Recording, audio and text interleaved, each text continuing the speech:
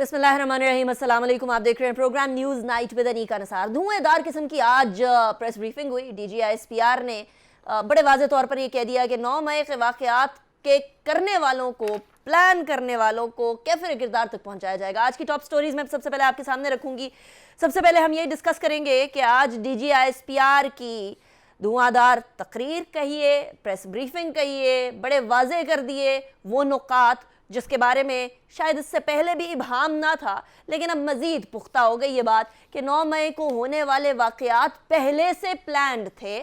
ان کے کرنے اور ان کے کرنے والوں کے کرتا دھرتاؤں کو کیفر کردار تک پہنچایا جائے گا. اس کے اندر بہت ساری باتیں ہوئی، ان کو ڈسکس کریں گے اپنے پہلے سیگمنٹ کے اندر. دوسری ٹاپک کی طرف بڑھیں گے تو بات کریں گے کہ حکمران اتحاد جو ہے اس کے بڑوں کی دبئی کے اندر بیٹھک ہوئی ہے. دبئی کے اندر بیٹھک کے اندر کیا کیا ڈیسائیڈ ہوا ہے، کنسیڈرنگ کہ حکومت بڑے مشکل حالات کے اندر اس ٹائم پر چل رہی ہے، ایک ایسے سچویشن میں جہاں معیشت، سیاست، قانون، کوئی بھی چیز ان کے ہاتھ میں نظر نہیں آ رہی ہے.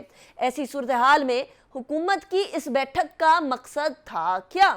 تیسرے ٹاپک کی طرف بڑھیں گے اور بات کریں گے کہ جی سیولینز کا فوجی عدالتوں کے اندر ٹرائل، اس پہ سوال بہت ہو رہے ہیں لیکن یہ بڑے واضح طور پر جسٹیفائیڈ ہے یا نہیں ہے. اس کے اوپر ہم پہلے بھی بات کر چکے ہیں. we'll discuss this again because یہ معاملہ بار بار آ رہا ہے. اس کو ہیومن رائٹس کا رخ بھی دیا جا رہا ہے. اس حوالے سے بات کریں گے. میرے ساتھ جو مہمانان موجود ہیں میں ان کا تعارف کروا دوں.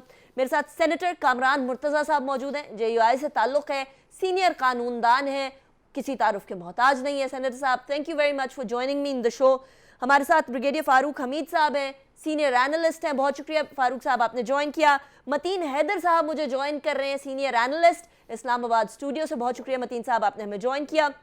کچھ دیر میں امتیاز گل صاحب بھی ہمارے ساتھ موجود ہوں گے. we'll connect to him as well and thanks to him as well. سب سے پہلے سینیٹر صاحب آپ کی طرف ہی میں آؤں گی. 9 مئی کو جو ہوا اس کے بارے میں ہم سب نے تمام نے مذمت کی.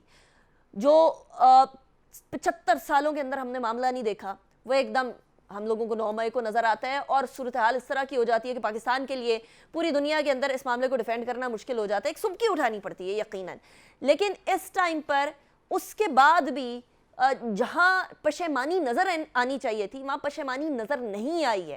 اب معاملہ اس طرف پہنچ گیا کہ اس سچویشن کو بھی سیاسی داؤ پیچ کے لیے استعمال کیا جا رہا ہے، اس نیریٹو کو بھی بلڈ کیا جا رہا ہے. ایسی صورت میں گورنمنٹ کا کاؤنٹر نیریٹو بھی تو ہونا چاہیے. اگر کوئی جھوٹ پھیلانے میں اتنا کارآمد ہو سکتا ہے تو گورنمنٹ سچ پھیلانے میں کارآمد کیوں نہیں ہو پا رہی ابھی تک؟ دیکھیے 9 مئی 10 مئی یہ 2 دن میرا خیال ہے ملک کی تاریخ کے بدترین دن تھے. شاید 16 دسمبر 1971 کے بعد جو نا سب سے زیادہ بدترین دن جو ہم نے اپنی لائف میں دیکھا وہ یہ 2 دن تھے. اور اس خطے میں جس کو اب پاکستان کہتے ہیں یا سابقہ مغربی پاکستان، اس میں کبھی بھی ایسے واقعات اس طرح کی فوج کے حوالے سے کبھی نہ تو کسی نے کیے نہ کبھی ہو. اور جو کچھ بعد ہم نے اس منافقت کی انتہا کہ اس کو بڑی آسانی آپ کو دیکھیے کہ 14 پیش کے لیے ہوتے ہیں جب عام معاملات میں. اب اس وقت جو بحث چل رہی ہے کہ ملٹری کورٹ اور ریگولر کورٹ کی، میں خود ریگولر کورٹ کا ذاتی طور پہ حامی ہوں، وہ کہ میری پارٹی نہیں ہے، مگر جو اس میں جو سب سے بڑی جو جخ ماری گئی ہے کہ 9 مئی کے بعد یا 10 مئی کے بعد 14 کافی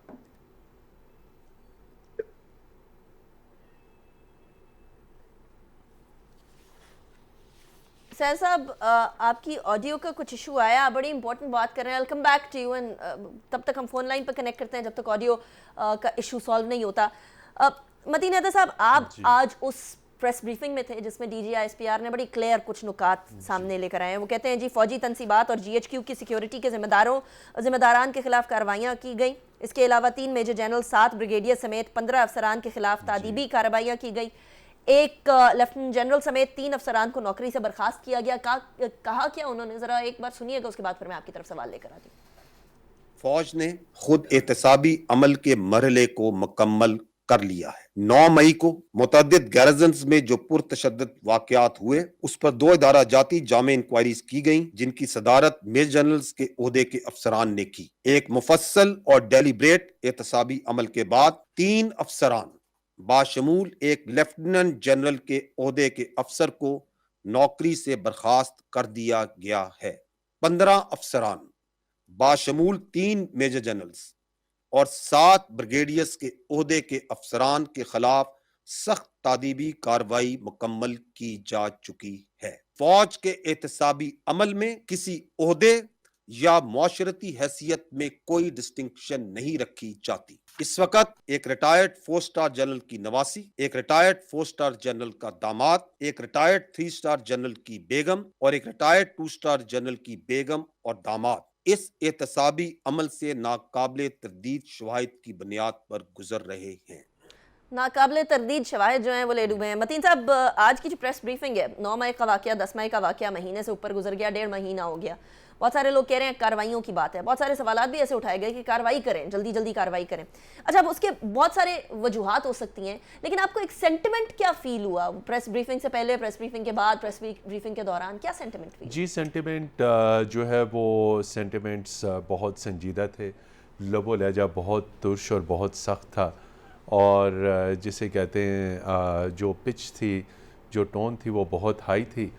और स्पेशली जब वो इस सज़ा की बात कर रहे थे और उससे जुड़े हुए दीगर नुकात पे बात कर रहे थे, तो उस पर एक वो होता है कि एक नर्म लबो लहजा वो बिल्कुल उन्होंने इख्तियार नहीं किया, और आज बहुत संजीदा लहजे के साथ उन्होंने बिल्कुल दो टोक अल्फाज में 5 नुकात है उसमें। एक पहला ये कि फ़ौज का झुकाव किसी भी पॉलिटिकल पार्टी या एलिमेंट की तरफ नहीं है, ना ही फ़ौज और ना ही फ़ौज के अंदर जो तमाम तर अफसरान हैं उनका झुकाव, और आर्मी पॉलिटिकली बिल्कुल जिसे कहते हैं न्यूट्रल है, और ये जो खुद एहतसाबी का अमल है ये जारी रहेगा। और इनिशियली ये जो चीज़ें सामने आई हैं 9 मई के वाक़े के तनाज़र में, उन्होंने कहा कि ये बिल्कुल हमने क्लियर कर दिया है कि हमारे नज़दीक तमाम लोग बराबर हैं, अगर कोई सिविलियंस हैं, अगर, और इस वक्त जो सुप्रीम कोर्ट में फ़ौजी अदालतों के से मुतल्लिक जो केस चल रहा है उससे मुतल्लिक भी सवाल आया, तो उन्होंने कहा कि ये तो जिसे कहते हैं ज़ेर समात केस है। ताहम उन्होंने वाज़ेह किया कि हमारी जो फ़ौजी अदालतें आर्मी एक्ट के तहत वो ऑलरेडी काम कर रही हैं जिनके अंदर केसेस हैं। मतलब ये कि कुछ अदालतें ऑलरेडी काम कर रही हैं, वहाँ पे उन्होंने फौरी तौर पे इनका ट्रायल किया। हालांकि आज ऑब्जर्वेशन सुप्रीम कोर्ट की जानिब से ये आई थी कि जब तक हमारी तरफ से हतमी फैसला ना आ जाए तो रोक दिया जाए। जी, तो रोक दिया जाए। 102 के करीब लोगों का तो मतीन साहब पहले ही ट्रायल हो रहा है, वो ट्रायल किस पॉइंट पे पहुंचा? जी, वो उन्होंने ये कहा कि पहले ये ट्रायल सिविल अदालतों में था, तो सिविल अदालतों ने इसे फौजी अदालतों की तरफ मुंतकिल किया, वो अपने मंतकी नतीजे की जानिब पहुँचने वाला है। और जो इससे पहले तासर ये दिया जा रहा था कि जो सज़ा होगी वो किसी अदालत में चैलेंज नहीं हो सकेगी, तो आज उन्होंने बिल्कुल वाज़े कर दिया कि इन्हें कंप्लीट आज़ाद इंडिपेंडेंट वकला की भी सपोर्ट हासिल होगी, उस तक रसाई होगी, हाई कोर्ट में फैसले को चैलेंज कर सकेंगे, सुप्रीम कोर्ट में फैसले को चैलेंज कर सकेंगे। तो ये जो आज उन्होंने बातें की, इससे बहुत सारे शुकूक व शुबहात और वो तमाम तर चीज़ें दम तोड़ गई कि जी फ़ौजी अदालत का फ़ैसला हतमी होगा। लेकिन आज बार बार जब उनसे ये पूछा गया कि एक साबिक वज़ीर आज़म और एक पॉलिटिकल पार्टी के सरबराह जिनके बारे में यही आ रहा है कि मास्टर माइंड है, उनके ऊपर कब कार्रवाई हो रही है, कब आर्मी एक्ट के तहत मुकदमा होगा, कब ये चीज़ें होगी, तो वो उन्होंने एक्चुअल जो मास्टर माइंड है सारी तमाम तर सूरत हाल का उनके भी नाम नहीं लिए, और जिन अफसरों को सजाएं दी गई उनके भी नाम नहीं लिए। उसकी एक वजह यह हो सकती है अफसरों के नाम जो सीगा राज में रखे जा रहे हैं कि उनको ज़ाहिर बात है सोसाइटी की जानिब से जो इस वक्त जो सियासी तूफ़ान है उनकी इज़्ज़त और उनकी तकरीम को तहफ़्फ़ुज़ किया जा सके, ताकि उनके नाम पब्लिक होंगे तो बहुत सारी चीज़ें अफशा हो जाएंगी।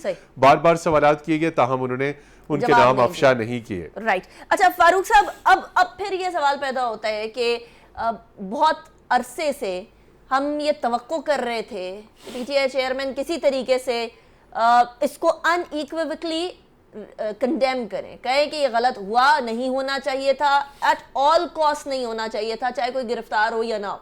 लेकिन वो बात नहीं आई, उल्टा एक और नया नैरेटिव बिल्डिंग करने लगे, तो उसके बाद ये प्रेस ब्रीफिंग सामने आई है। इतना अरसा देने के बावजूद भी क्यों दूसरी तरफ इस बात का इदराक नहीं हो पा रहा कि अगर नुकसान पहुंचाए तो यहाँ किसी और को नहीं बल्कि मुल्क को पहुंचाए।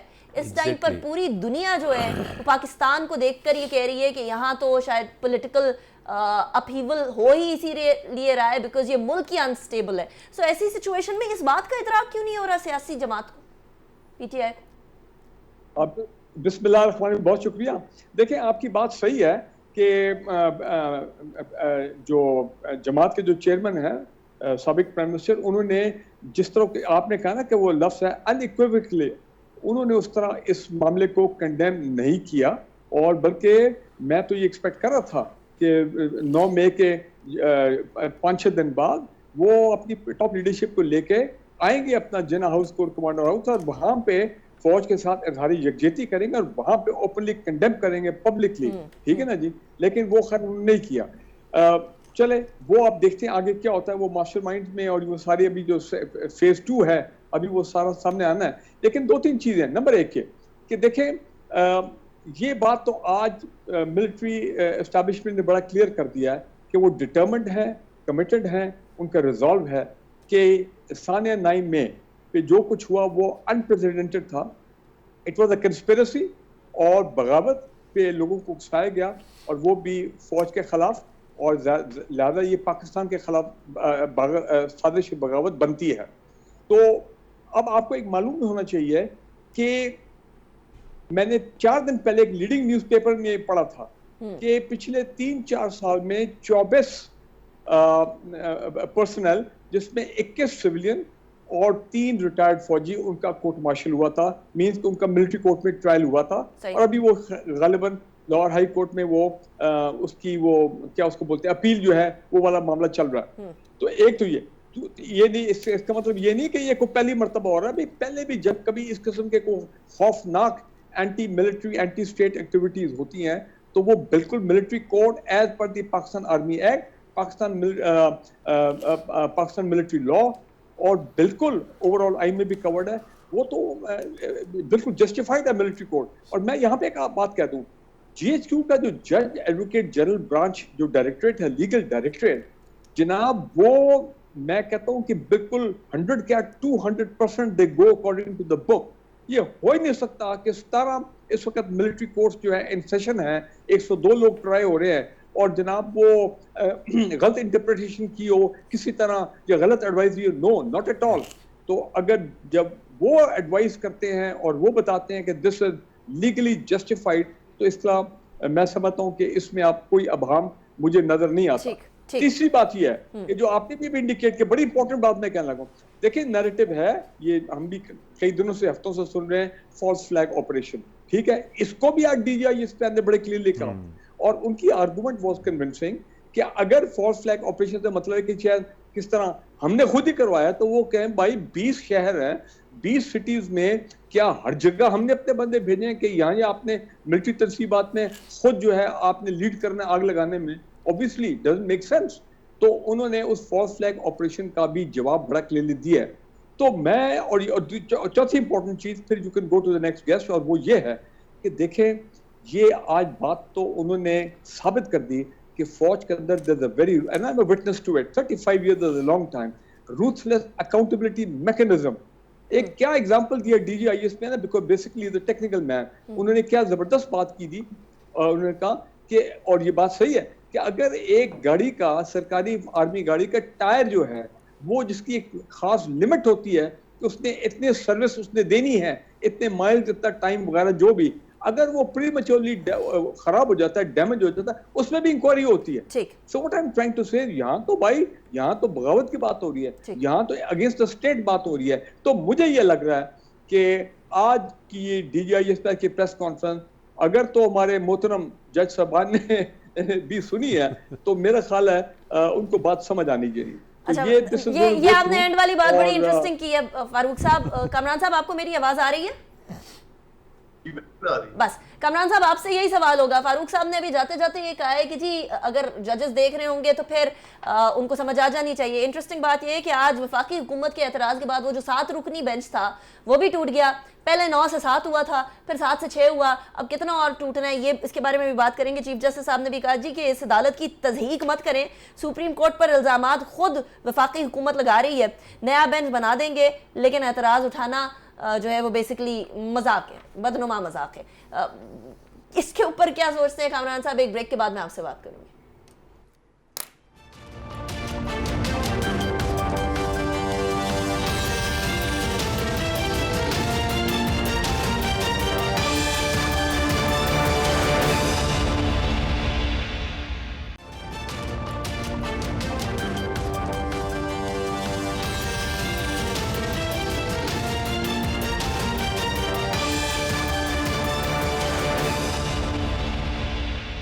Welcome back after the break. एक सवाल छोड़े गई थी कामरान मुर्तज़ा साहब के लिए, लेकिन उससे पहले इम्तियाज़ गुल साहब ने भी ज्वाइन किया है. बहुत शुक्रिया इम्तियाज़ गुल साहब for joining me in the show.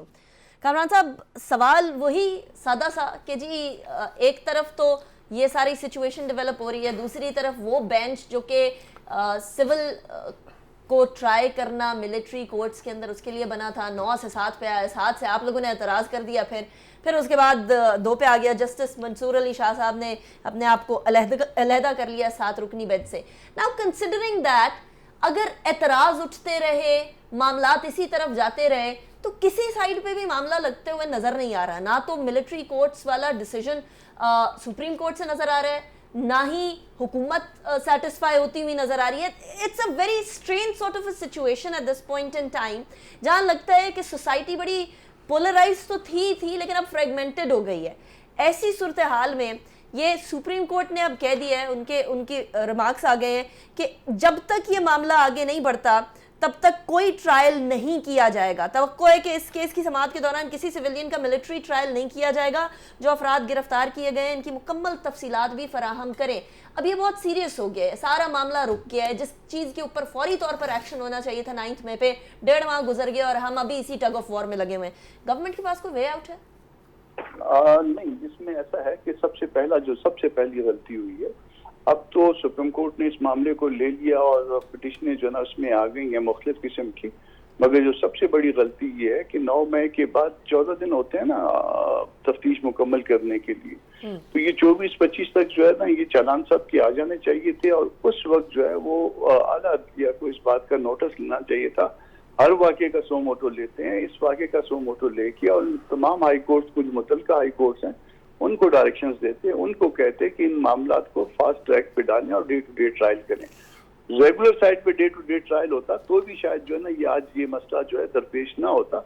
अब तक जिसको सजा होनी है सजा हो गई होती, जिसने छुटना है वो छुट गया होता. अब जो आज उन्होंने कहा है वो तवक्को का इजहार है, कोई आर्डर नहीं किया, जो तवक्को का इजहार किया. और मेरा ख्याल है कि कल तक शायद कोई शार्ट आर्डर जो है आ जाएगा इस मामले में. उन्होंने पहले भी शायद कहा था कि जी मंगल तक हम फैसला कर देंगे. देखिए उसमें गलत फहमी या जो कुछ भी इसको आप कह लीजिए, मगर ये उस वक्त पैदा होती है कि जब एक मामला 9 मई वाला मामला फास्ट ट्रैक पे आना चाहिए था, नहीं आया. ये पिटिशनें आई हैं और ये आपने देखा कि दूसरे दिन तीसरे दिन से जो है ना वो फिर कितने फास्ट ट्रैक पे आ गई हैं. इस तरह से मामलात के बारे में जब मेरे बारे में अगर कोई फर्ज करें कि कोई मामला जो है ना वो बहुत तेजी से चले और आपका मामला जो ना मुद्दतों पेंडिंग रहे, उसके बारे में शकूक पैदा होते हैं. लोगों के दिलों में इस बारे में सवाल पैदा होते हैं कि ये मामला जो है ना इससे पहले जो मिलिट्री कोर्ट के मामला इसी सुप्रीम कोर्ट में पेंडिंग थे, उनको क्यों टेकअप नहीं किया गया, इस मामले को क्यों टेकअप किया गया. ये तो बहुत संजीदा मामला था और इस संजीदा मामले को बहुत आसानी के साथ 9 मई, 10 मई, 11 मई को सो मोटो लेके और तमाम हाई कोर्ट्स को कहते कि इसमें इन्वेस्टिगेशन जो है मुकम्मल होने के बाद फास्ट ट्रैक पे डालिए, डे टू डे प्रोसीड करिए, स्पेशल जो है जजेस बनाइए. मॉनिटरिंग जज जो है ना वो नवाज शरीफ के केस में बन सकता था, तो यहाँ क्यों नहीं बन सकता था? यहाँ भी एक मॉनिटरिंग जज बनता और तमाम के तमाम अब तक फैसले हो गए होते, बात खत्म हो गई होती. अब यहाँ पे जो है ना वो मामले को जो है ना कि ट्रायल ना करिए, ये करिए, वो करिए. मैं खुद इस बात का हामी नहीं हूँ कि रेगुलर साइड पे से केस लेके जो है ना स्पेशल साइड पे चला जाए. मगर आपने खुद इस बात का जो है मौका दिया, इस बात के लिए आपने बहुत डिले किया मामले को. अगर सो मोटो बनता है, अगर कोई मैटर ऑफ पब्लिक इंपॉर्टेंस था, मैटर ऑफ नेशनल इंपॉर्टेंस था, तो ये था 9 मई का वाकया और इसको जो ना इमीडिएटली लेगी. हम ये नहीं कहते कि किसको सजा दी जाए किसको नहीं दी जाए. जिसके खिलाफ एविडेंस थी उसको सजा दी जाती, जिसके खिलाफ नहीं है उसको अब तक छूट जाना चाहिए था. और अभी at this point in time 102 लोग हैं जेर हिरासत इम्तियाज गुल साहब, जिनका ट्रायल अभी चल रहा है. ये बात तो वैसे दुरुस्त है कि अगर सही नॉर्मल कोर्ट्स, रेगुलर कोर्ट्स काम कर रही हों और तेजी से काम कर रही हों और सिर्फ पॉलिटिकल इंपॉर्टेंस वाले मैटर्स को पिक करने की बजाय नेशनल इंपॉर्टेंस के मैटर्स को भी, जिसके अंदर डिवीजन ऑफ द नेशन होती है, वो वाले मैटर्स को भी पिकअप करके आगे लेकर जाती, तो शायद स्पेशल कोर्ट्स की तरफ जाने की ज़रूरत ही ना पड़ती. इतना इब्हाम पैदा हो गया बार बार डिसीजन से, जो कि माजी में भी होता रहा है towards some other political parties. अगर ये ना होता तो ये स्पेशल कोर्ट्स की ज़रूरत आपकी नज़र में पड़ती कभी? देखिए सेनेटर मुर्तज़ा कामरान साहब ने बड़ी सी बात की है کہ چیف جسٹس کو یہ کر لینا چاہیے کہ جسٹس نے سے پہلے جو کیا اس کون سا عمل درآمد ہو، چاہے وہ procedures supreme court practice and procedure act تھا، چاہے 14 مئی کے جو انتخابات ہونے تھے، اس طرح الیکشن کمیشن اور NRO، پتہ نہیں کیا کیا بہت سارے مسائل ہیں، نیشنل اکاؤنٹیبلٹی بیورو۔ موجودہ حالات میں میں نہیں سمجھتا کہ سپریم کورٹ کی ایز سچ کوئی اہمیت رہ گئی ہے۔ وہ اگر پہلے اس معاملے میں بھی کچھ کر لیتے تو کیا کامران مرتضیٰ صاحب اپنے دل پہ ہاتھ رکھ کے کہہ سکتے ہیں کہ ان کی بات کسی نے سننی تھی جب آپ میں ایک مخصوص حالات پیدا کیے گئے یا پیدا ہو گئے اور اس میں یہ تاثر بنا کہ اب ایک پارٹی ہے اس نے غلط کام کیا، اس کو اب نے گھیرنا ہی گھیرنا ہے، تو کیا پھر سپریم کورٹ کے چیف جسٹس کی یہ بات سنی جا سکتی تھی ایک ایسی صورتحال میں جبکہ خود سپریم کورٹ کے جج آپس میں بٹے ہوئے ہیں؟ مطلب وہ صاحب جو کہ آج علیحدہ ہوئے ہیں اپنے اس بینچ سے، ان کو تو پہلے دن سے سب سے پوچھا گیا تھا، 4 دن تک یہ اس بینچ کا حصہ رہے اور آج علیحدہ ہو گئے۔ اس سے پہلے قاضی فیض صاحب ہو گئے تھے، بجائے اس کے کہ تمام کے تمام جج اس بینچ میں رہتے اور اپنا فیصلہ دے دیتے۔ تو بڑے ایک افسوسناک سی صورتحال ہے پاکستان میں اس وقت، منافقت کی، جھوٹ کی اور ایک گروہی نوعیت کی پیٹی سیاست ہو رہی ہے، جس کا نشانہ کبھی میڈیا بن جاتا ہے، کبھی چیف جسٹس یا سپریم کورٹ کے کچھ ججز بن جاتے ہیں، یا وہ لوگ بن رہے ہیں جو کہ ایک گزشتہ حکمران جو پارٹی اس کے ارکان ہیں، اس کے لیڈر تھے۔ تو بڑی ایک افسوسناک صورتحال ہے اس وقت پاکستان میں۔ رائٹ، لیکن امتیاز گل صاحب آج آپ نے یقیناً سنی ہوگی وہ جو DGISPR والی پریس بریفنگ تھی، I am asking you this question پہلے سیگمنٹ کا because you were not there with us, انہوں نے بڑا واضح طور پر کہہ دیا ہے کہ جی یہ پری پلانڈ تھا، اس کو بڑے عرصے سے، یعنی ہفتے نہیں، دن نہیں، مہینوں سے پلان کیا جا رہا تھا۔ اگر ایسی بات ہے تو پھر تو this is a very very grave situation کہ اگر اس طرح کی کوئی صورتحال پیدا کرنے کی کوشش کی جا رہی تھی، پھر وکٹمائزیشن اور ہیومن رائٹس وائلیشن والی بات آئے گی۔ اگر یہ بات سچ ہو، اگر شواہد پرووائڈ بھی کیے جائیں، اگر شواہد ہوں بھی جو کہ DGISPR نے کہا کہ ہیں۔ دیکھیں، شواہد کی جہاں تک بات ہے تو ان سے پہلے چودھری صاحب سے پہلے آصف غفور صاحب تھے DGISPR، تو انہوں نے تو ایک اتنی کوئی 3 گھنٹے طویل پریس کانفرنس میں یہ بھی کہا تھا کہ حسین داوڑ اور علی وزیر کو را اور NDS سے باقاعدہ امداد ملتی ہے۔ انہوں نے کچھ نام لیے تھے کہ یہ لوگ کابل گئے تھے، یہ لوگ لندن گئے تھے اور ہمارے پاس ناقابل تردید ثبوت موجود ہیں، لیکن ماشاءاللہ وہ لوگ آج مین سٹریم ہو گئے ہیں، ہماری حکومت کا حصہ ہیں، موجودہ حکومت انہی کے ووٹوں سے برقرار ہے۔ تو اس لیے یہ جو ثبوت والی بات ہے، جب تک آپ باقاعدہ قانونی کارروائی تفتیش نہ کر لیں، اس سے پہلے کسی کو یہ بات کر دینا کہ 8-9 مہینے سے یہ ہمارے خلاف باقاعدہ کارروائی تھی، تو اس میں دوسرا پہلو پھر یہ ہے، اس کا مطلب یہ ہے کہ پھر ہمارے جو انٹیلیجنس ادارے ہیں وہ پھر ناکام ہو گئے ہیں۔ یعنی اگر 8-9 مہینے سے ایک سازش پک رہی تھی اور اس میں ان کو پتہ نہیں چل سکا اور آج پھر جا کے 9 مئی کو سارا کچھ ہو گیا، تو اس میں تو پھر یہ خود احتسابی کی جہاں وہ بات کر رہے ہیں تو اس میں میرا خیال خود ان کا، ہمارے جو خفیہ ادارے ہیں ان کا بھی پھر احتساب ہونا چاہیے کہ 8-9 مہینے تک ان کو اس بات کا پتہ کیوں نہیں چل سکا۔ Right, that's actually a very valid and very interesting question کہ پھر اس کے بعد اور زیادہ احتیاط برتنا لازم و ملزوم ہو گیا تھا۔ مجھے بریک کی طرف جانے دیجیے گا، بریک کے بعد واپس آتے ہیں، اس کے بعد پھر ڈسکشن کو کنٹینیو کریں گے۔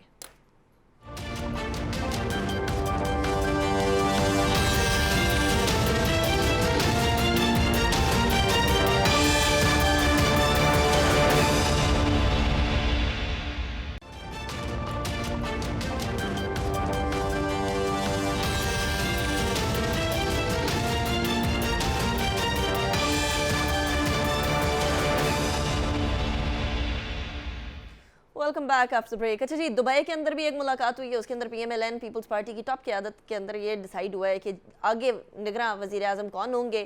پھر اس بات پہ بھی غور ہوا ہے کہ جی آج سے لے کر اگست تک جو پورا ٹینیور ہے، اس کو پورا ٹینیور کرنے سے پہلے اسمبلیاں توڑنی ہے یا نہیں توڑنی۔ متین حیدر صاحب، یہ آج کی پریس بریفنگ جو صورتحال چل رہی ہے پولیٹیکلی اور دبئی کی ملاقات کو ذرا ملا کے ایک منظر کشی تو کریں، سیاسی منظرنامے میں کیا ہوگا؟ جی بالکل، دیکھیے آپ نے اور سب دوستوں نے اس پہ تبصرہ تو کیا کہ ساری چیزیں یہ آپس میں جڑی ہوئی ہیں۔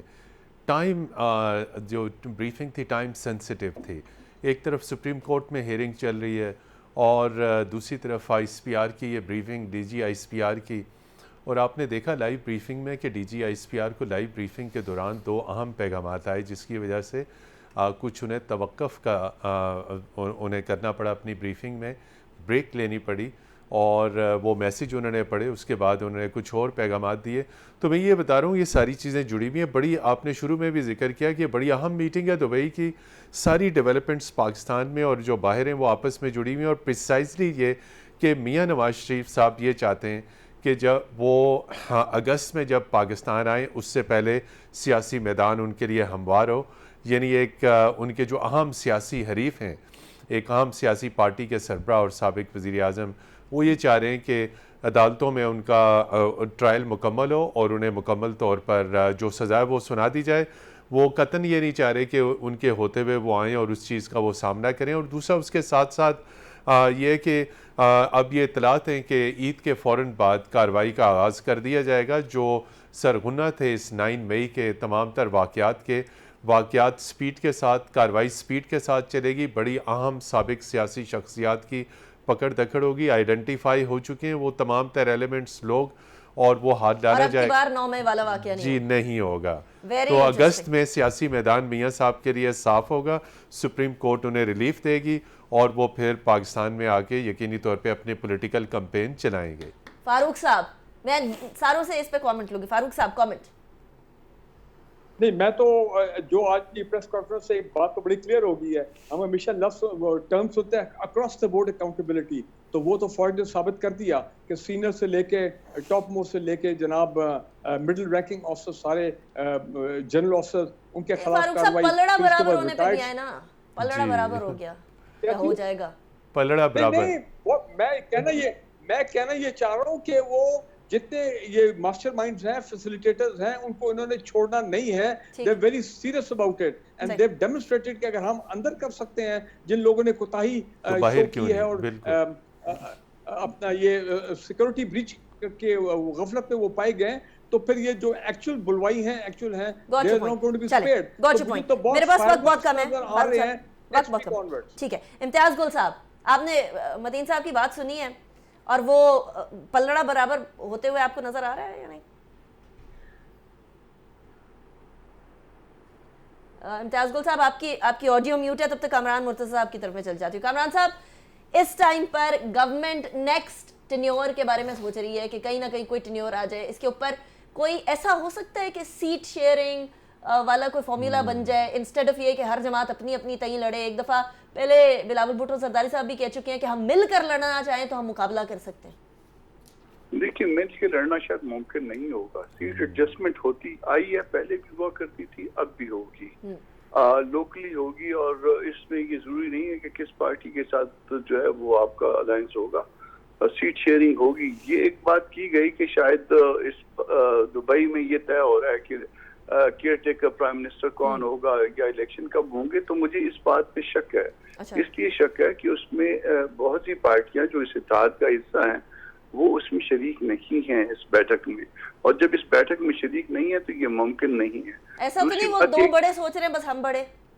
نہیں، یہ ممکن نہیں ہے. ایسا صرف بڑوں سے، اور اگر دو بڑے سوچیں بھی تو وہ نہیں کر سکتے. یہ سب بیٹھ کے، جب چونکہ ایک الائنس ہے اور کافی جماعتوں کی حکومت ہے، تو ساتھ بیٹھیں گے. دوسری یہ بات بھی میں نہیں مانتا کہ یہ اگست میں جو ہے نا وہ میاں صاحب آنا چاہتے ہیں، اور میاں صاحب کے آنے کے لیے وہ ان کی خواہش یہ ہے کہ جو ہے نا میدان اس طرح ہموار کر دیا جائے کہ بالکل جو ہے نا کسی کو خدا نخواستہ پھانسی لگا دی جائے. ایسا نہیں ہے. اگر ایز اے پولیٹیکل ورکر میں سوچوں جو ان کے لیے مشکلات ہیں، تو اس مشکلات میں وہ اگر آنا چاہیں بھی تو سپٹمبر میں آ سکیں. مشکل، اچھا، مطلب اگست نہیں تو سپٹمبر. لیکن وہ میں آپ کی اس بات کو کہ دو بڑے صرف بیٹھ کے بات نہیں کر سکتے، میں اس کو میسج کے طور پہ لے لیتی ہوں کہ چلے آپ اپنا انالیسس تو دے ہی رہے ہیں لیکن میسج بھی لے لیں کہ دو اکیلے نہ بیٹھ کے ڈیسائیڈ کریں. امتیاز گل صاحب لیجیے، مگر یہ ہو نہیں سکتا.